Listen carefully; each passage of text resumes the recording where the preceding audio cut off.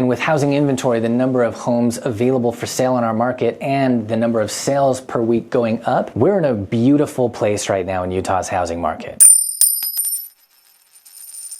All right, guys, how's it going? My name is Christopher McGee. I'm the owner of Halcyon Real Estate, affiliated with the Keller Williams Market Center in Salt Lake City, Utah. Today is the 31st of March, 2025. It is the last day of the first quarter of 2025. And so today and throughout the second quarter, we're now going to be looking at our data sets, pulling data from the beginning of the first quarter of 2025. So today we'll get a much clearer sense of how things have been trending from the very beginning of the year.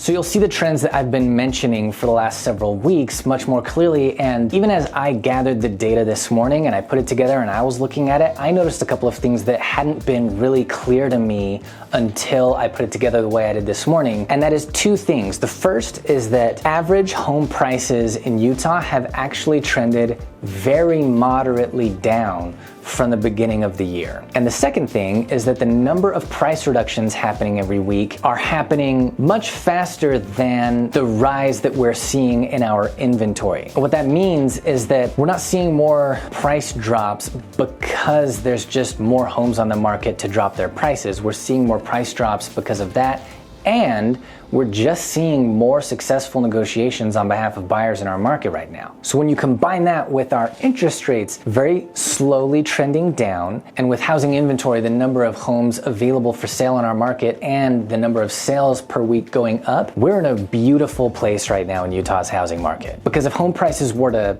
suddenly take a waterfall dive, then what would happen is buyers would swarm the market. We'd buy homes at a much faster pace than we were putting them on the market. We'd end up with an inventory problem again, and we'd have our market out of balance. And it would be the same thing if we had interest rates come really quickly down. If interest rates just plummet, or not even plummet, but like go into the fives all of a sudden, then it brings an influx of buyers who were waiting for that to the market all at once. Buyers flood the market, they buy more homes than we're putting on, and we have an inventory problem and we're out of balance the same way, just for a different reason. But what we're experiencing right now is the right pressure being put on the right levers at the right times to take us from the out of balance housing position that we've been in, the position of high interest rates, high home prices, relatively low inventory and low sales, to a place of much better balance. It's just a better, healthier place for our housing market to be, and I'm happy to see it. Let's look at these numbers.